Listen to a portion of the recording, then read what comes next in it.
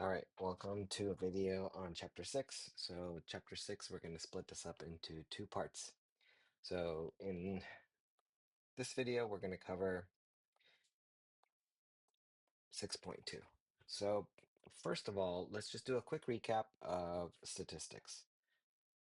So remember, we begin with a research question, and that determines the population. So the population is going to be the group we are trying to study. Okay, and from that group, we're going to collect information. Okay, that information that we collect, that's going to be like numerical data or qualitative data. We call those parameters.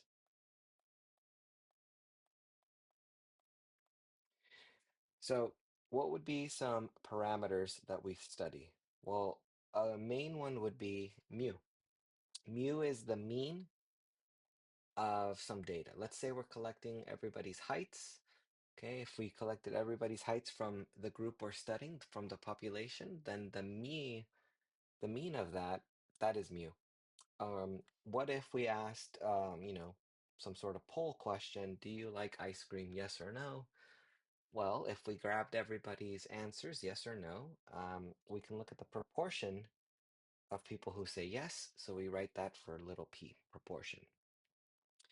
Again, this is assuming that we're measuring it from everybody in the population. Now, of course, what's the big idea is, well, we don't always have that information, so we settle for a sample. A sample is going to be a smaller collection from the population. Now, those same things that we want to collect from the population, if we just collect it from a sample, we call those statistics. So, for example, if we're trying to measure the mean height of everybody, we can't get that information. But what if we get instead the mean of a sample? Instead of mu, we call that X bar. So that's sample statistic is X bar is one example of that. If we are talking about proportions and we collect just the yes or no questions about ice cream from just a sample, well, we're going to give this new notation. We're going to introduce what's called p hat. So I'll mention more about this a little later. Okay, so in this chapter, we're going to talk about estimates. So how can we use our sample data to estimate the population parameter? That's the goal. So in these first two sections, we're going to introduce a tool called the sampling distribution. Okay, here we go. Let's do a quick setup though. Let's assume we've got a question and I want to ask, well, what's the approval rating of the current president? Let's say we ask a sample of 10 people. Do you think the current president is doing a good job? So the answers we would collect would be yes or no. So this is qualitative information. So remember, QL is our abbreviation for qualitative.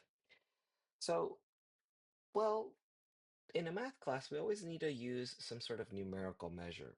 So what we can do with this is we can turn this into a proportion using the following trick. Well, we can count the number of people who say yes. Let's say the number of people who say yes is 3, and the number of people who say no is 7. Because remember, we're asking just 10 people. So the trick we do from this qualitative data is to convert this into a proportion. So what's a proportion? Well, we write it like this. We write P for proportion, and then we do 3 divided by 10. Okay, so what we're measuring is the proportion of people who are saying yes. Now, because this is going to be a sample, right? 10 people does not represent everybody we could ask. We're going to treat this as sample data. So the notation we're going to introduce is we're going to use P with this little tiny chevron. We call that P hat. And we're going to convert this into 3/10. Another way to write p hat is, of course, we can just do this as 0.3. It's the same information. All right. So that introduces this idea of a sample proportion. And again, that's just going to be the proportion of people who will basically answer yes to some sort of question. Okay. Of course, the population proportion is really what we want to study. It's just usually it's very difficult or impossible to actually collect information from everybody. Now, here is the big idea. The big idea is that as long as we do a good job collecting a good sample, the sample proportion is a good estimate for the population proportion. Okay, if this wasn't true, then we wouldn't be able to do the subject of statistics. All right, let's talk about some key terms here. So when we talk about samples, we use little n to denote, sorry, let me change the color here. When we talk about samples, we use little n to denote the sample size. And when we talk about population information, we're going to use capital N. So sample proportions I mentioned, we write with a little tiny pointy thing that we call p hat. Okay, and the number of people who share a characteristic, we're going to write that as little x. So p hat is going to be x divided by n. So that's going to be our formula for calculating a sample proportion. Now, in the example from before, when we had three people said yes, we're going to say, okay, x in this situation is 3 for our sample x, and then little n is going to represent 10, the number of people that we asked. So, okay, that means the sample proportion is 0.3. And usually we're going to refer to them in their decimal form. All right, now, when we talked about means, let me go back up here just to remind you. When we talked about means, we used the Greek symbol mu for the population, and we used x bar for the sample. For proportions, we kind of break that rule because we use little p for population proportion, just because it just makes sense. Now, of course, we could use capital P, but we're already reserving that to denote probability. So we're kind of running out of letters here. So basically, somebody decided, okay, little p by itself is the population proportion, and then p hat is going to be the special symbol when we're talking about a sample. All right, now there's no real formula here, so I like to invent this capital X and then capital N just so that it looks consistent between the sample is all the little letters and then population is the big letters. Okay, so the goal is because a sample proportion estimates the population proportion, you might have some questions like, okay, well, remember, when we collect samples, there's lots of possible samples we could collect. So there's this idea of we don't want the sample to be biased. We also want a sample to be representative of the whole. So this kind of leads us to this idea of, okay, well, how good is our sample? Um, so that's kind of something that we're going to try to answer here. So because things are with proportions are either a yes or a no, the theory that we developed in chapter 4 here on binomial experiments is actually under the hood what is explaining all of the mathematics. Now, we're not going to get into it in a lot of detail, but just know that if you take a more advanced course in statistics, this binomial experiment theory is really doing all of the heavy lifting of these ideas. So, okay, if you look at this little picture off to the right here, you see a bell-shaped curve. You see that it's normal. And if I zoom in on this, you can see that it's a bunch of little tiny, think of these as kind of like a dot plot.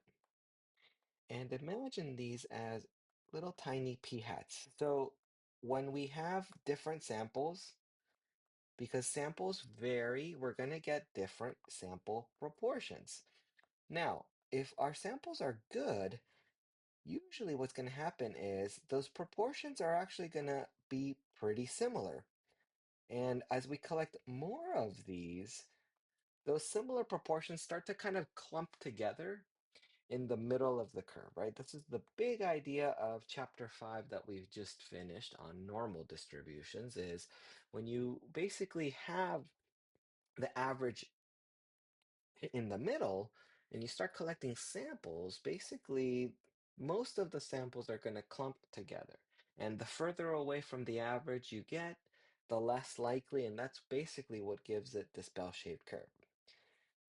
All right, so that's kind of the big idea. So really, what we do is do something pretty wild. We're going to think about every possible sample. So this is how you know you're in a math class because this is very theoretical. All possible samples is usually a huge collection, but we're going to do it anyways. And whenever we consider every possible sample and we look at a bell-shaped curve corresponding to every sample, this has the special name of a sampling distribution. Now, when I first taught statistics, I went to this conference and they were trying to explain to us, these ideas, and the person who was teaching would kept going a sampling distribution, and it just really stuck with me. And it helped me kind of remember that something's going on in this concept that's kind of subtle and deep. Okay, so a sampling distribution is the distribution of all samples. So it's all samples, let me just say statistics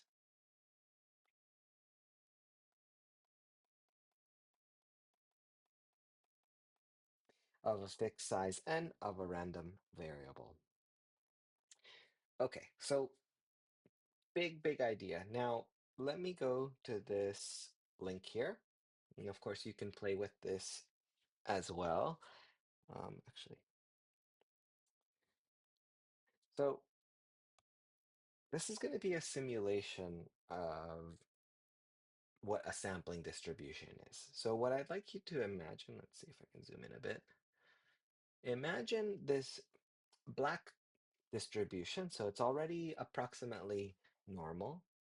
Um, it's right now, I don't know if you could see, but if you look on the left, it says that the mean is 16 and the standard deviation is 5. So, okay, if you look, you can see that 32 is on the right endpoint and then 0 is on the left. So the halfway point is indeed 16. Okay, so watch this. This is going to simulate selecting a sample of size 5. So I'm going to take 5 randomly selected. Basically, imagine this as a dot plot, right? Under all of these bars is, let's say, I don't know, a bunch of dots. So I'm going to select 5, then take the average of those 5s, okay? So basically what's happening is imagine this blue bar as being one single p hat. Again, the sample is kind of those middle pieces, and then I take the average that, think of that as your p hat. Now let's do another animation. Then we take another sample. I get another bar. Take another sample, compute the average. So what's happening here is I'm trying to build that picture of all of the p hats. Okay, and because this is the sampling distribution, right? I'm going to do this for forever because it's all possible samples of a specific size. Okay, and here the sample sizes are all, I think, 5.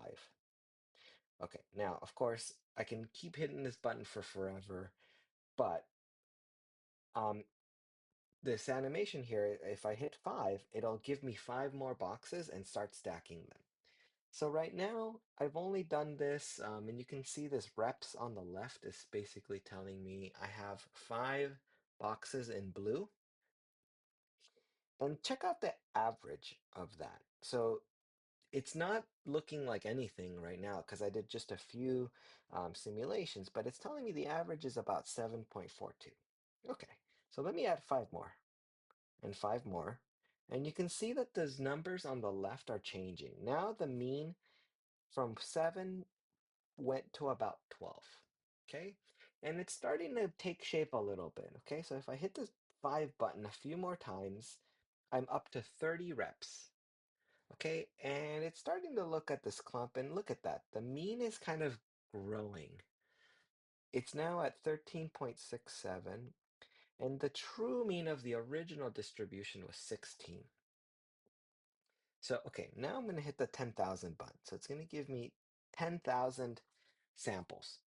And if I take those 10,000 samples and I average each one and put a box, that's what we get. Now, I want you to look at that blue distribution. Notice anything about it? What kind of shape would you say that this distribution is? That's right. I would say it's approximately normal. Now, let's look at the middle of that blue distribution. 16. Curious. The mean of the original distribution is 16. Now, even though they're both bell-shaped, I hope you can see that the blue one is much, much thinner. Now, remember, standard deviation is the measurement that helps us compare which one is wider and which one's more narrow. Now, look at the standard deviation of the original distribution. It was 5. For this new one, the sampling distribution, that's the blue one. That has a standard deviation of 2.28. So it's much smaller, which is really interesting. And that's actually an interesting feature of these sampling distributions. All right, watch this. Now I'm going to reset this by just restarting this web page. Now what I'm going to do is check this out. I can actually change the distribution of the original that we're starting out with. Okay, so in this new weird distribution, the mean is 18.6. So let's do a few animations, right? Take a sample of size 5, take the average of that, think of that blue box as our p hat. Okay, let me just do this animation a few times here, and it'll start little by little building our new distribution. Okay, and if I add 5 more and 5 more, it doesn't really look like anything, and I've done 13 reps, but as I start doing more, you'll see that the mean of the blue distribution starting to get close to the mean of the original. The original is actually 18.6. And if I hit 10,000 samples, well, what do we have? Even though our original distribution was not normal, it was some sort of really weird looking graph or histogram, somehow the sampling distribution has this magical bell-shaped curve. Okay, and look at the means. The mean of this one is 18.6, and the mean of the original distribution is 18.6. So that's something really remarkable. And if you look at the standard deviations, of course, the standard deviation of the sampling distribution is way more narrow than the standard deviation of the original. So the original was 6.97. And the standard deviation of the sampling distribution, the blue one, is 3, or approximately 3. Okay, so that's really, really fascinating. Let's write down some of our observations over here. Okay, so we went to the link. What happens when we look at large samples? Okay, we get an approximately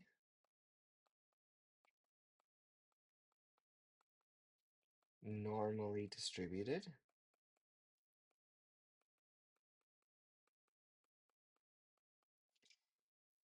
sampling distribution.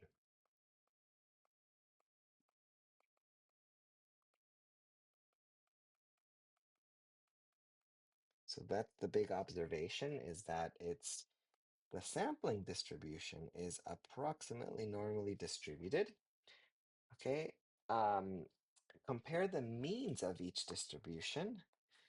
Well, the means of both, when I say both, that means the original and the sampling distribution, are approximately equal. Okay, and again, if I go back to the example, right? Look at this one. The mean on the top one is 18.60, and the mean of the sampling distribution, that's the one in blue, is also 18.60. So that's really remarkable. Okay, what else? Um, the other thing I want to just mention here is let's do a little bonus observation. The standard deviations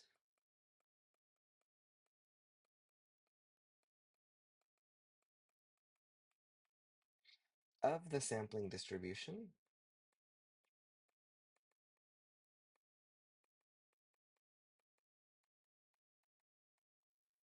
is smaller than the original. What I mean by that is, of course, is that it's smaller than the original standard deviation. Okay, so what we're seeing here is the most famous theorem in statistics. It goes by the name of the central limit theorem. So the full statement of this theorem is beyond um, our level of treatment of this material, but what you're seeing is really the fundamental principle of statistics is that when you look at these sampling distributions, somehow magically a normal bell-shaped curve appears. And I showed you two examples, right? One example, it started off with a normal distribution. And the second example, it started off with just some totally random distribution that I was able to create. Okay, so let's look at another example here. It says, we would like to study the population proportion of students who like to eat donuts. So for simplicity, I'm going to assume that there's just three people in the population. Okay, so what we're going to do here is we're going to look at an example that just simplifies everything for us. So it's just three people is the population, so we can kind of work out the mathematics here. So the question is, do you like eating donuts? One student says yes, another one says yes, and another one says no. So the true population proportion, so you're going to hear me writing this. I could just say population proportion, or I could just say parameter, P, but just to really emphasize true population proportion, we're going to just use that term. Well, what is that? Well, it's it's 2 out of 3. Okay, and I should have brought my calculator with me. I'm sorry, don't know why I didn't bring it, but maybe I'll get it in a second. But 2 out of 3 is, and I'll just round to the usual proportion rounding rule, 6, 6, 7. Okay, we're going to use this number below. Okay, now we're going to look at all possible samples of 2 people. So we're going to use n is equal to 2. Okay, we're going to look at the same question. Do you like eating donuts? And we're going to pretend that this is a simple random sample. Okay, so I already worked out all the possibilities here because again, look what happens. Our sample was just 3, but look how many samples of n equals 2 we get out of that. So I can pick student 1 and student 1. In that case, I would get a sample proportion. Now, again, 1 said yes, so this would be 2 yeses out of 2. So the way we would calculate this is we'd write 2 divided by 2, which we get is 1. Okay, and I'm going to put a dot at 1. Student 1 and student 2 is another possible sample of size 2 from the total population of 3 students. Okay, and if it's 1 and 2, both of those are yeses, so p hat is going to be 1, just like in the last example. It's 2 divided by 2. Okay, if I do student 1 and student 3, then my p hat is, so student 1 said yes, student 1 said no, so it's 1 over 2, so that's going to give me 0.5. Okay, so now I've got 2 dots at 1, 1 dot at 0.5. Okay, and you can kind of see what's going to happen here. So let me just kind of fill in slowly. Student 2 and student 1 That's going to give me p hat is, both of them said yes, so I'll get 1. Student 2 and student 2, both of those are yes, so I'll get 2 out of 2, which is 1. Student 2 and 3, 1 yes, 1 no. We're going to get p hat is 0.5. Student 3 and student 1, that is p hat. 1 is yes, 1 is no, so 0.5. Student 3 and student 2, 1 yes, 1 no. P hat is 0.5. And then the last example, student 3 and student 3 is both say no, so I've got 0 out of 2, so that's 0. Okay, now let me put a dot for each of them. I did it for, I think, the first 3. 1, 1.5, and I've got another 1. Hold on, let me do the system. Let me do it again. Let me just do these dots systematically. Okay, let's start from the beginning. So I put a 1, another 1, 1 half, or 0.5, 2 more 1s, 1, 2, 3.5s, 1, 2, 3.5s, and then finally a 0. Okay, so doing this, how many actual samples did we just figure out? So all possible samples of size 2 from a population of size 3 is actually, there's 9 possible samples, as I just listed out in this table. Okay, so I got 9 possible sample proportions. Okay, and because the numbers are so small, there's really just those 3 numbers are possible, 0, 0.5, and 1. Okay, now how many sample proportions came out 0? Well, one of those. How many sample proportions came out 0.5? That is 1, 2, 3, 4. How many sample proportions came out 1? 1, 2, 3, 4. Okay, so that kind of gives us an idea here of the dot plot, so you can kind of see the shape of this distribution. So what we're going to do next is compute what's the expected value. So remember, the expected value is the same thing as, so this is a random variable. The expected value is the mean. So, okay, well, I'll just compute it almost by hand, right? I'm going to do 0, and there was one of those, plus um, 0.5 times 4 of those, plus sorry, it should be 1 times 4 of those. Okay, so that's going to give me, and then how many total things? That was, we said that was 9.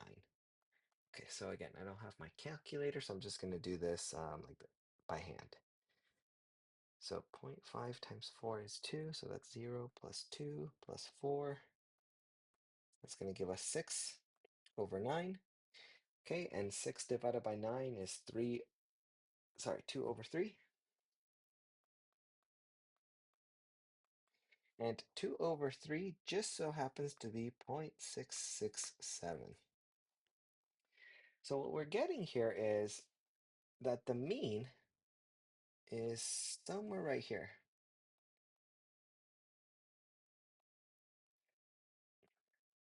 Let me use this symbol. Okay, which kind of makes sense. It's like you would expect it to be kind of halfway between this and this because there's the same number of dots. And then basically that's 0.75, but that 0 is kind of dragging it down. So that's kind of the tail. So it drags the mean a little bit smaller, and that's why it's not 0.75, but it's 0.667. Okay, so what we just saw is that does the mean of the sample proportions equal the proportion of students who like eating donuts? Well, let's see. What was the true population proportion? Well, it was 2 out of 3. So do they equal? Yeah. So what we got is that the mean of, let's say it like this, the mean of p hats, and this is going to be the notation we're going to use. We're going to use mu of p hat Okay, what we're saying here is I'm taking the average of all of those red dots. And we got that that number was 0.667. And then the mean, actually not the mean of P, I'm sorry, it's just P. The population proportion is 0.667. It's not a coincidence that these are the same.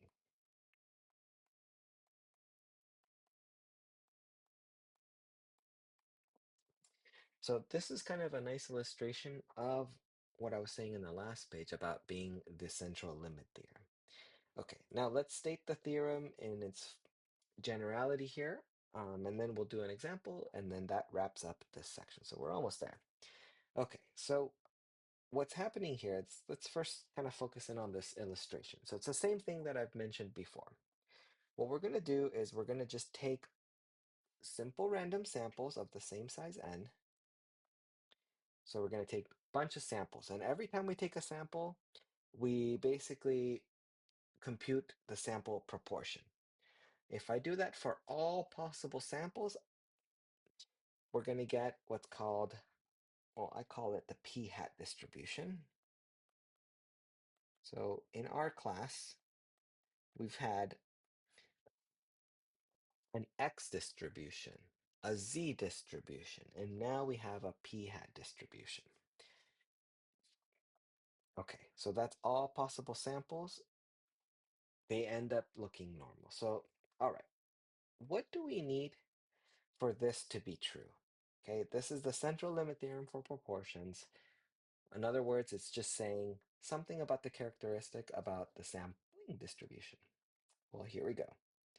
Okay, so in this class, I'm going to be really strict about making sure you list all of the requirements that we need, because this is fundamental. So if you're going to apply this stuff to statistical studies in the future, you always need to just make sure you're verifying the assumptions so that your conclusions are statistically valid. All right, so simple random samples, SRS. Remember, we talked about this in chapter 1. Simple random samples are the best from a statistics point of view. This is basically says every person from the population has an equal chance of being selected. Okay, and that is the best case for randomness for us. Okay, so simple random sample of size n, that is our requirement. So let's put a check mark. That's number 1. Number 2, every sample of size n, when we make our selections, they are independently selected. Okay, check mark. We're always going to assume this, usually because we can apply the what's called the 5% guideline for independence. Remember, as long as your sample size n is less than 5% of the population, you can reasonably assume it's independent. Okay, number 3 is called the symmetry condition. So basically 1 and 2 are going to come for free. We get to just assume those. However, the third condition called symmetry conditions, these you're going to have to check. Okay, so let's put little boxes by these. And let's put the little M for memorize because these are not on the formula sheet. So you have to memorize these. Now, what it's saying is n times p is greater than or equal to 10, n times q is greater than or equal to 10, and this is the same notation as in the binomial distribution. So we're going to assume little p is the population proportion. So it's not this, okay, maybe it's not exactly the same, but it's pretty similar. So population proportion, which we're assuming we kind of know what it is. Seems a little bit backwards, but that's kind of what we're assuming here. This is kind of the theoretical side. And then little q is 1 minus little p.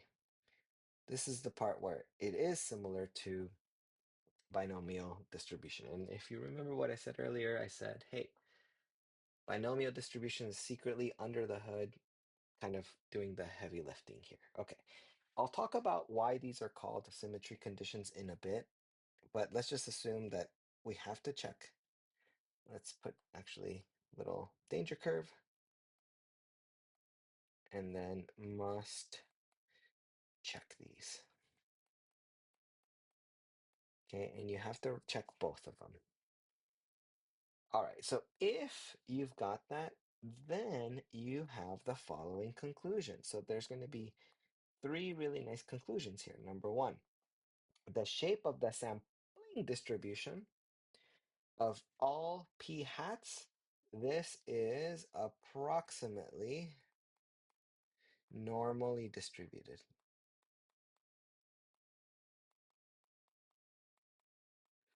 Okay, this was the main goal of showing you those animations, those simulations, right? Is that, okay, whether we started with a normal curve from the original or we started with something wild, the sampling distribution will always be approximately normally distributed as long as those three requirements I mentioned at the beginning, these things are met. We must check these. Okay, number two. If I look at the mean, the average of the sampling distributions, this is going to have the magic property of equaling p. Okay, let's put a big box around this since this is another m for memorize. And I'll show you that it's kind of secretly hidden in the formula sheet. Okay, and actually, let's jump to the formula sheet. So, not secretly hidden. I misspoke. It's actually literally right here. Right now, I just said mu of p hat, that's the mean of the sampling distribution, is equal to p. Okay, visually, let me show you what this looks like. If you take the average of all of these p hats, well, clearly the average is going to be right down the middle. So that is what we call mu of p hat. And what this theorem is telling us is saying, well, that's actually going to equal little p, the population proportion. This is magical. It's basically saying if you collect a bunch of samples, okay, you'll get a bunch of different p hats. Neither one is usually going to be the exact value of the population proportion, but if you take the average of all of those, it'll be basically, if not exactly the same, it'll be really close. Now, of course, this is theoretical, right? Because we're collecting every possible sample. But in practice, if you just collect a lot, it'll be a really good estimate for the population proportion. This is statistics magic trick. This is what makes statistics so useful is this big theorem. Okay, one more condition. Number three. The standard error, okay, so this is just more key terms. I'm so sorry, but we got to use it. Standard error is just going to be a rebranding of standard deviation. Standard deviation, remember, measures how spread out the data is. So what's happening here is, if you remember, the spread of the sampling distribution was always smaller than the original. Okay, now this has a crazy formula. So let me just write it. It's a square root of P times Q over N. Okay, let me move this little m a little bit off to the side here. Okay, this, again, I'm so sorry. I don't, oops, what did I do here?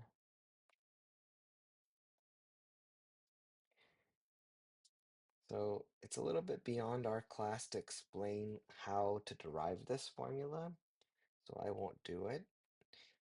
And yeah, I'm putting m's by it, but if I actually just jump to the formula sheet, again, it's not green because it's digital, you'll see, oh, there it is.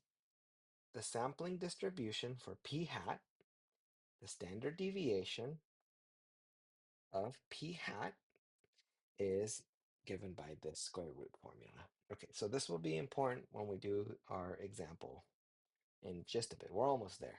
I know it's been a lot of talking, and I apologize for that, but Yeah, this is why I'm recording a video so that you can kind of watch this as many times as you need because it's kind of a big deal. All right, next up. So now that we've got the essentially the theory, which is okay, we've got our requirements and now we've got our conclusions. Our conclusions are right here. Well, we're going to apply this by saying, okay, now that we've got a bell-shaped curve, we can compute probabilities. So we're going to say the probability of a blank of size blank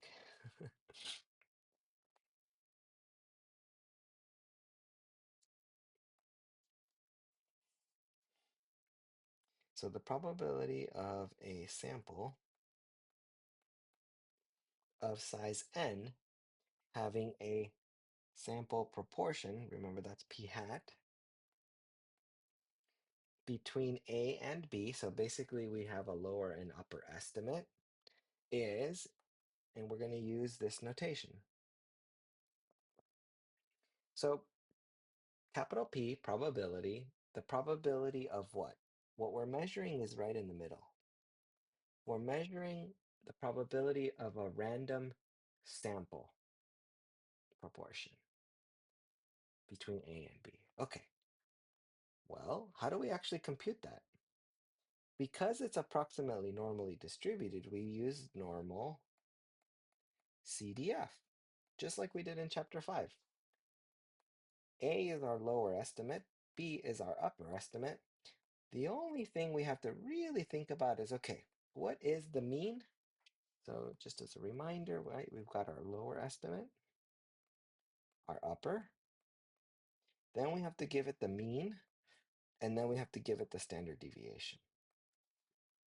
So because we're doing this for p hat, basically, let's go up to this picture before I enter it, right? This is the p hat distribution, and typically I like to draw this one in red.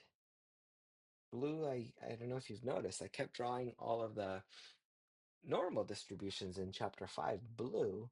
I always like to draw my p hat distributions in red. But the idea is simple, right? If I, oops, that's too thick. Let's make this one thinner. Let's say I've got samples that I want to be between A and B. Okay, if I want to compute the area or the probability of all of the samples between those two values, well, normal CDF. Now, here's a clue. The mean is actually equal to the population proportion. That's the central limit theorem. And the standard deviation is given by the square root of p times q over n. So I'm just going to write it like this. I'm going to write mu of p hat, sigma of p hat. And then, of course, we have to go to the formula sheet to look these formulas up. All right, so this is the big formula here. Actually, let me make it look like that. Okay, that is important. Okay, and then finally, test statistic. Let me introduce this. This is going to be a really important term in the next chapter. But what is it? It says, if I give you a sample proportion, what is a sample proportion? Well, that's a specific p hat. If you think about that, right? If you go back to the sampling distribution, that's the p hat distribution. This is the distribution of all of the p hats. So just imagine one of them.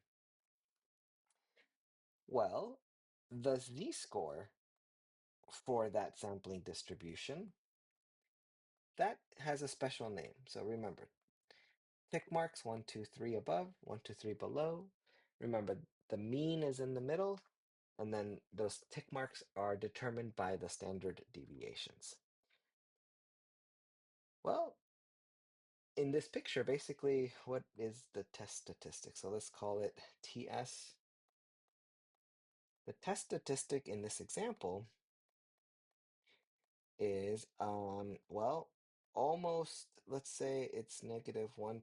I don't know. I'm just making that number up.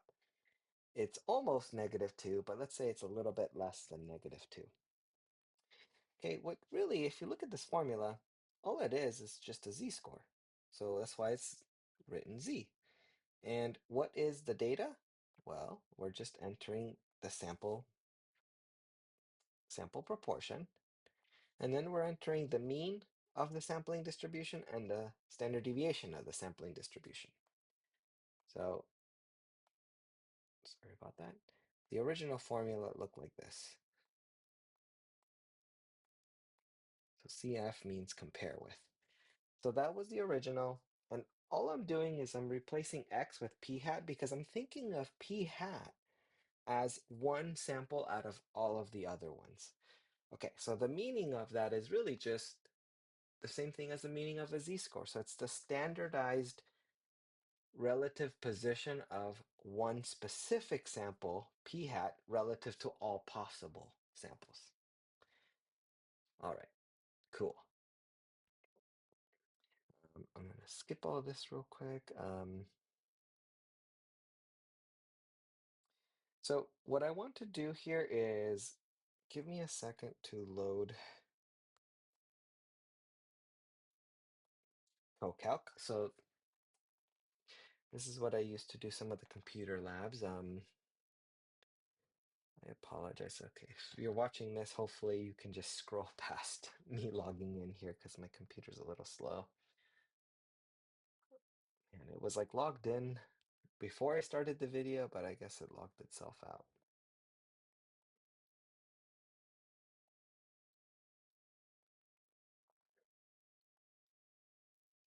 And again, I'm not editing the video, so I apologize. I'm not a fancy YouTuber, so I don't have an editing team. So you're just gonna have to scroll this the old-fashioned way.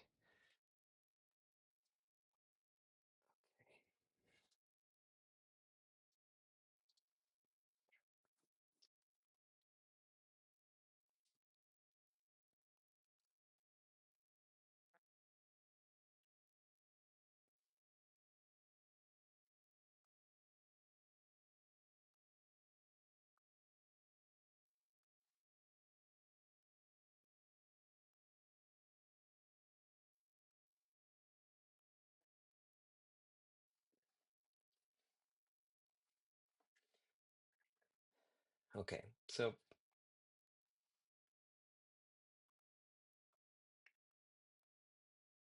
let's look at this picture together. What I've got here is the binomial distribution when P, the probability of success is 0.4. Now, I hope you can see that it's not quite bell-shaped, right? If you look at the P equals 4, I can't draw my thing here, but you have to use your imagination. Look at where the tallest bar is. That tallest bar is at P equals 0.4, okay? Because that's the average of this distribution.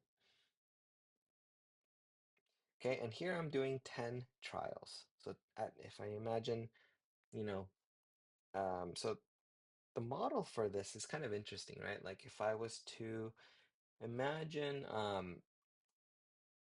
a poll where 40% of people agree with, let's say only 40% of people like chocolate ice cream.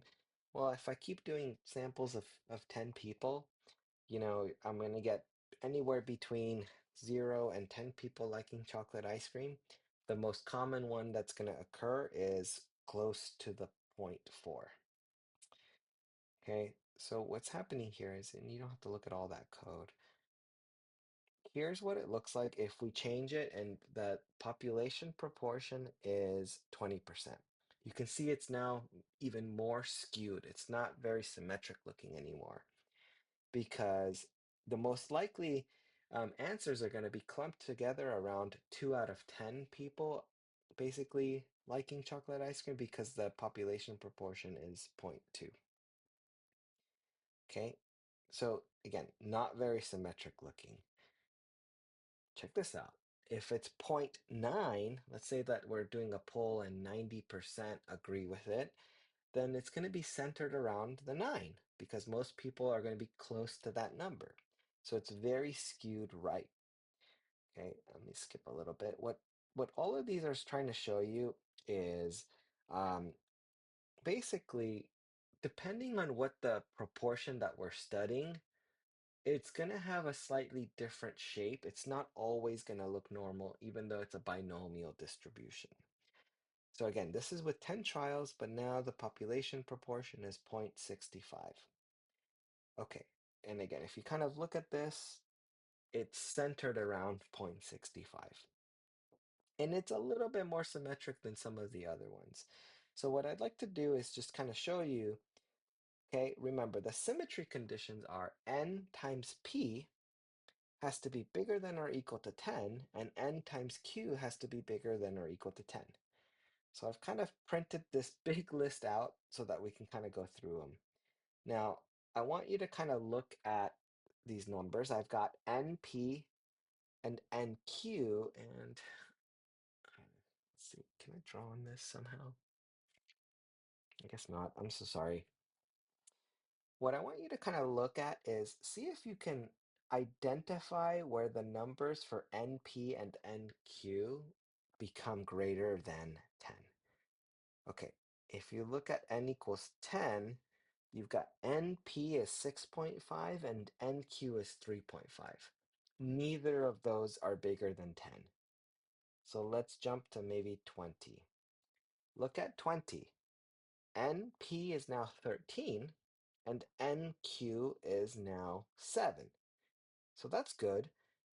NP is now bigger than or equal to 10. However, NQ is still less than 10, so I have to keep going.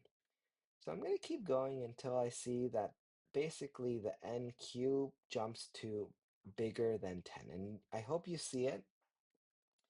It occurred at n equals 30. So at n equals 30, I've got 19.5 and 10.5. So that is going to be the magic number is I need to basically select samples of size 30 or more in order for the symmetry conditions to be met. Okay, and then as you get bigger and bigger, they're just even more true. So, okay, actually it says that 29. Let's see, maybe I was, oh yeah, actually I skipped one. If you look at 29, I've got 18.85 and NQ is 10.15. Okay, so cool. The symmetry conditions are met. So, all right, we are almost done. Thank you so much for bearing with me. Check this out. So the final graph I'll show you from CoCalc here is if you look at the shape of the distribution with 29 trials for 0.65 is my population proportion. Now it's going to be hard to see this, but basically it is centered at 0.65 and that it starts to look pretty close to bell shape. So we're going to say, okay, that's approximately normally distributed, so we can use normal CDF to basically help us compute probabilities. All right.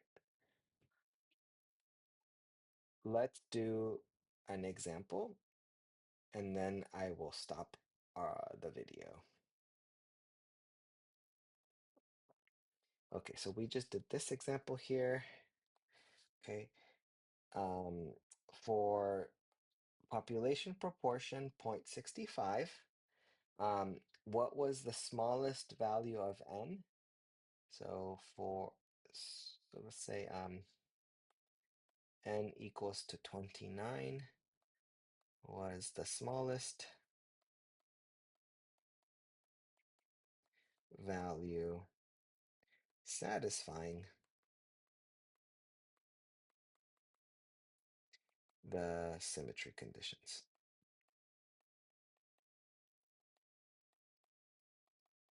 So I had the computer calculate these, but let me show you what these calculations look like with this example. Remember, P is going to be 0.65.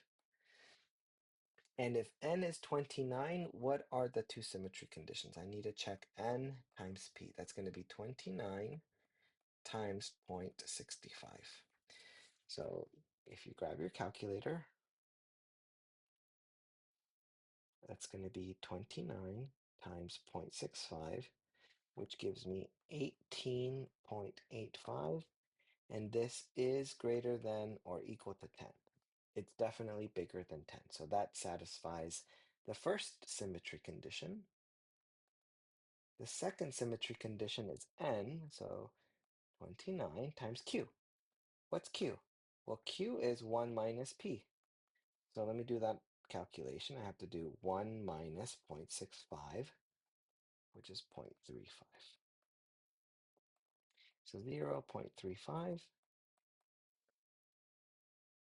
and I've got 10.15, which is greater than or equal to 10.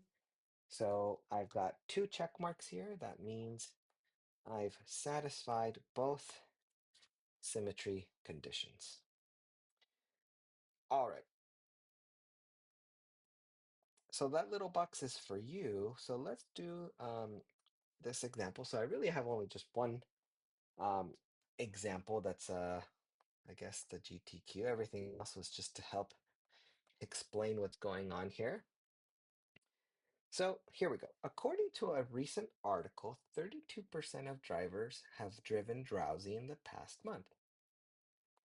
Okay, so this 32% is going to be our population proportion. So again, decimals and percentages are interchangeably basically proportions. Okay, law enforcement officials are planning to survey 1,000 drivers. So the survey is code for sample to determine what proportion are driving drowsy. Whether a driver has driven drowsy in the past month, a qualitative or quantitative variable. Well, this is, of course, qualitative because it's a yes or no question. All right, part B. Describe the sampling distribution, P hat, of the sample proportions of drivers who've driven drowsy. Okay, well, let's see. First, let's check the requirements. So there was three things. Number one, we had to have a simple random sample. Number two, we had to have independence. Number three, symmetry conditions.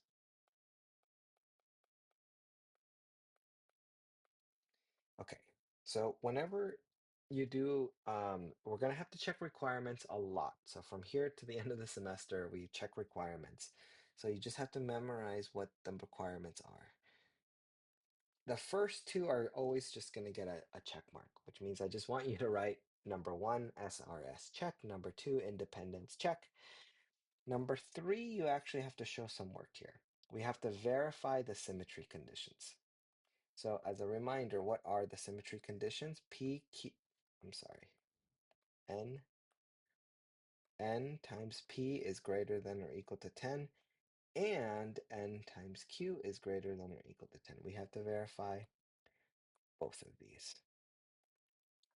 Okay, so let me remind you, what are we assuming is N in this problem? N is the 1,000 drivers in our sample.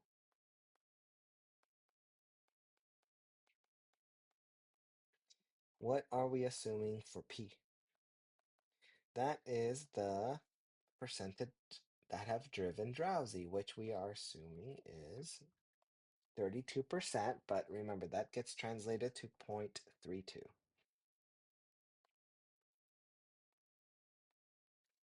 Okay. Once I've got the P, I can figure out the Q by doing 1 minus P. So I'll get my calculator and do 1 minus 0.32, so 0.68. Okay, now let's verify NP. I'm going to take 1,000 and multiply it by P, which is 0.32, and use your calculator for that.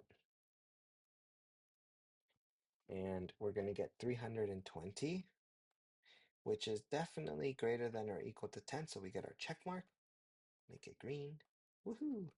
So the first symmetry condition is true, but I have to check the second one as well. So NQ, that's going to be 1000 times 0.68, which is 680, which is also greater than 10. Okay, so what we're seeing here is, as long as we're willing to collect a big sample, usually that's going to be good enough to satisfy the requirements. Okay, so we've checked the requirements. So what do we conclude here?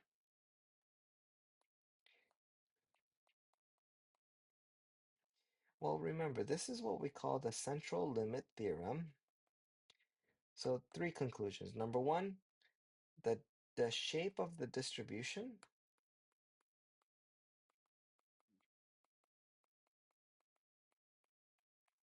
of all p hats is, can you fill in the blank? What kind of shape is this? Well, the shape is approximately normal. So I'll just write normal. Okay, good. That's number one. Number two is that the mean, we write it like this, mu of p hat, because we verified the requirements. This is going to equal p, which we know is 0.32. So I know where the center of the p hats is going to be, 0.32. Number three, the standard deviation. We're going to be sigma of p hat. Well, this we have to calculate, which is pq over n. So we're going to have to do p, which is 0.32, multiply that by q, which is 0.68. Take that and divide it by 1000. So I'm going to do this off screen here, because I don't have a digital calculator. 0.32 times 0.68.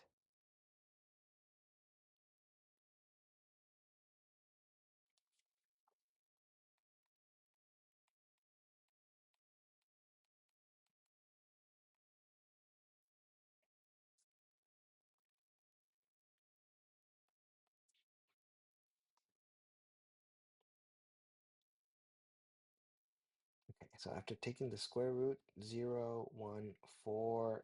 Okay, I'm going to follow the rounding rule here.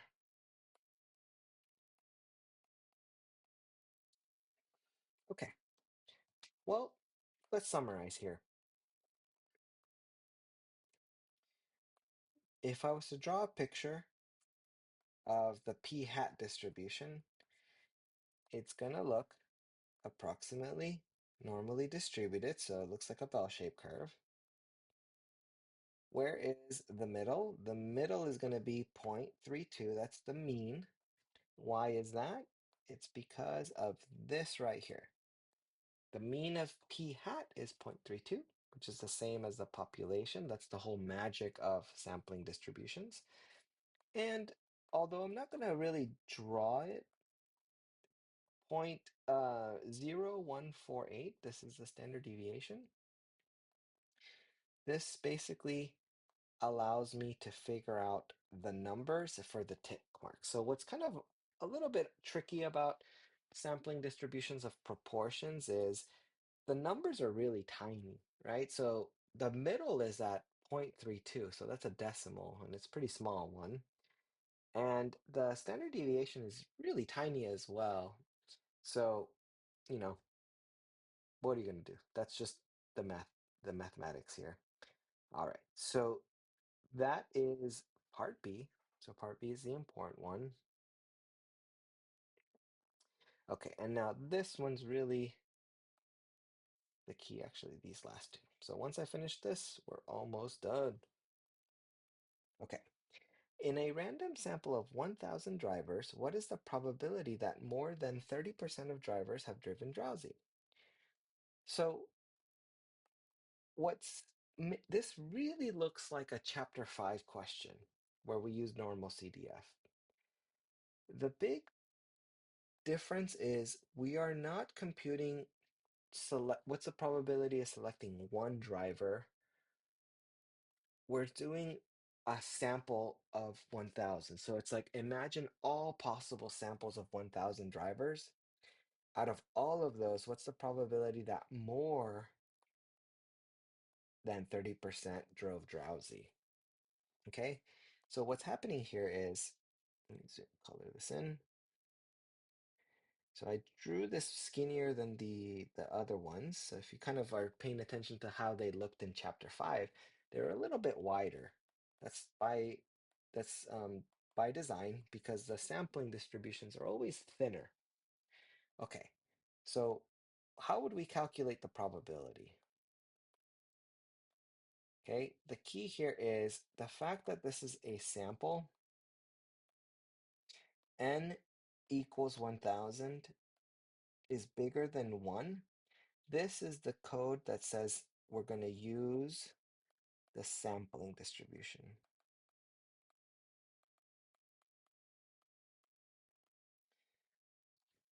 Okay, so that's why I labeled it p hat distribution in red. That is the sampling distribution. So what is the mean? That's 0.32. Okay, and now here it's like way too difficult to draw, so I'm actually not going to bother trying to do the tick marks. But what I will do is, why don't I actually go and grab these from the last page. Okay, so the mean was 0.32. I remember that one. And this one was 0.01 something. I have to look it up. 0.148. Okay, so just, um, what I'm going to do here is start the calculation. Okay, so what do we want to do? We want the probability that more than 30% of drivers driven drowsy. Now remember, what we're doing is out of all possible samples of 1,000, we want p hat bigger than 0.30. Because remember, we always have to convert percentages into their decimal form. Okay, because this is approximately normally distributed, we get to use normal CDF. The lower value is going to be 0.3, so I don't know exactly where it's going to be. Let's assume it's over here. And because we want more than 30% drove drowsy, so notice it's actually not 30% under the curve. It's actually, you're kind of looking at the numbers down here, right? 0.32, and then this is 0.3 right there. What we're trying to figure out is, well, what percentage of drivers? Okay, so we'll have 0.30 for our lower estimate. Our upper estimate is, well, there is none, so we're going to use 1E99. That's 1E99 is our upper. And now here's where the sampling distribution is really, really important. When we put the mean, we're going to put the mean of the sampling distribution, which is 0.32. That's coming from this right here.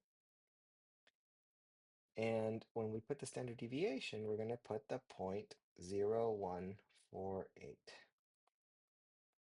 Okay, so that's coming from here. So the theory here is basically saying lower, upper, the mean of p hat, and the standard deviation of p hat. All right, I gotta go grab my calculator, so I'll be back in a second. All right, I really hope it's recording still. Okay, so I got my calculator, second vars, normal CDF, lower 0.3, upper 1E99, the mean 0.32, and the standard deviation 0.0148. I'm sorry I can't show the calculator. I don't have, it's been so long since I'd made videos on YouTube or made videos since the pandemic, so I don't have my setup memorized. Okay, I get the following answer. I get 912. So 911,708, blah, blah, blah. Okay, again, since it's a probability, we're going to use our probability rounding rule. So it's 3 sig fig, which is just 3 decimal places. All right. Would it be unusual if in a random sample of 1,000 drivers,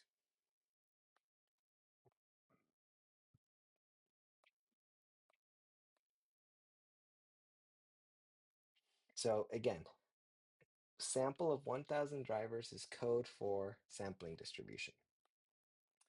This time, though, it's giving us a different percentage.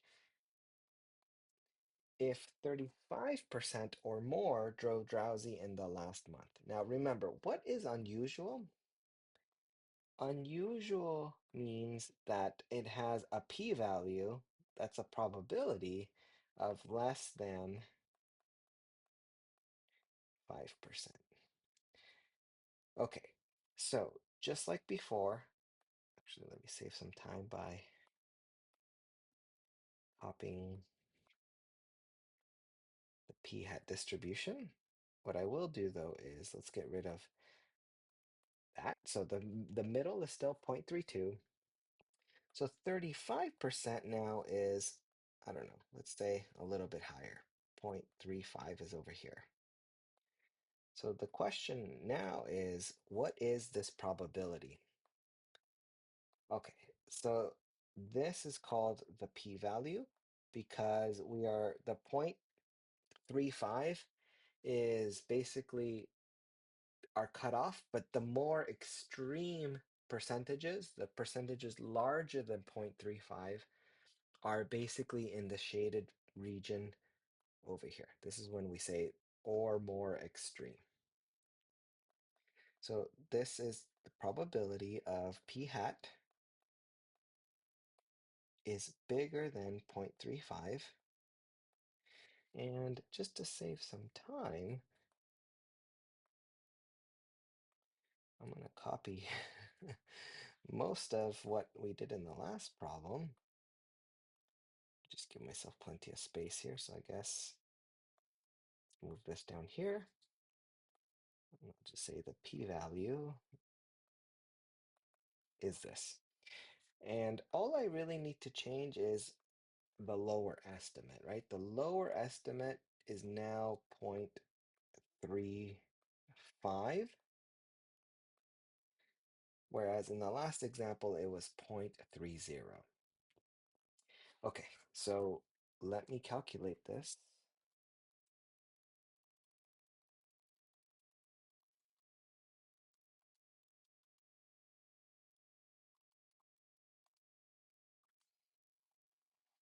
And I've got the following probability: 0.0213. So converting this to a percentage, this is 2.13%. That's the p-value. So since it says show your work using p-values, well, we now know, would it be unusual? Yes.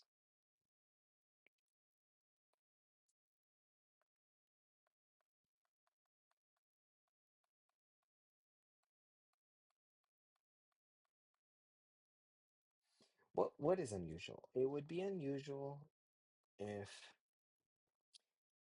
a random sample of, let's say it like this, if 35% or more samples of 1,000 um, drove drowsy.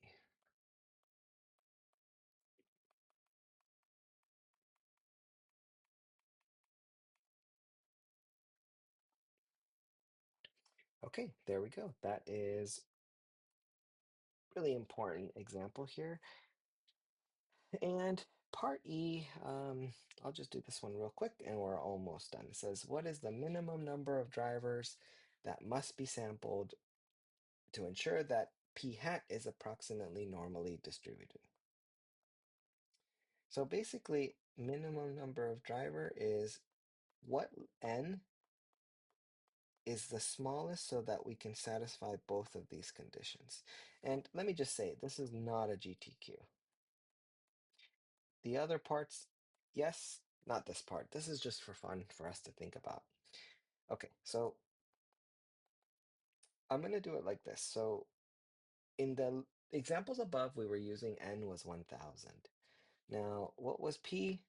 P is 0.32 and q was 0.68. So one way to think about this is, okay, well, let's start with p. If, I'm sorry, yeah, p.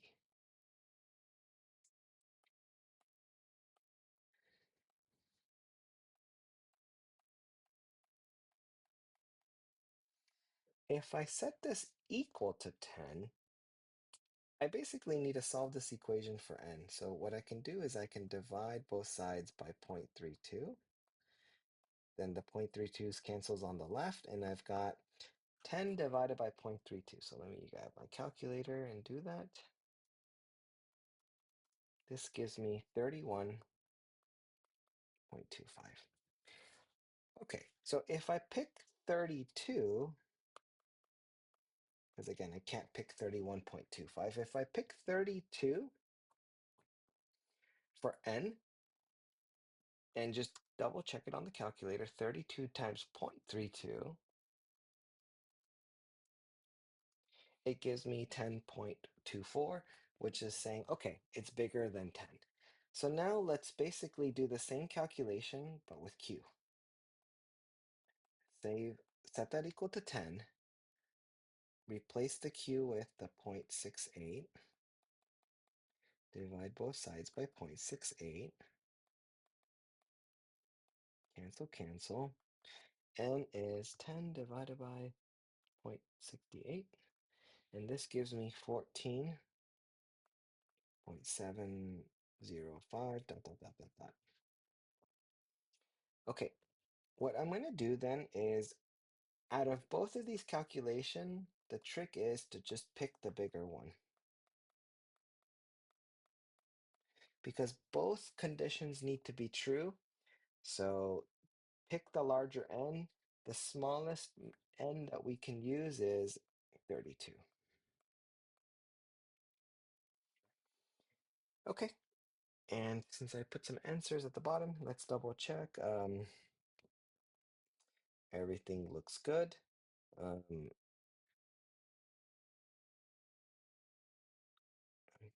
I'm wondering why I'm getting a slightly different answers here. Let me double check. Okay, now that I got my calculator, I can double check my standard deviation.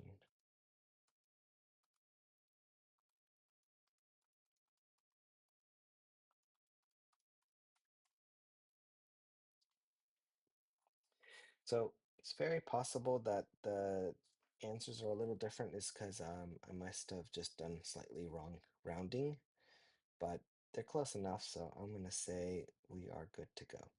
All right, that's our first section. So in our next video, we will talk about the sampling distributions for the mean. See you next time.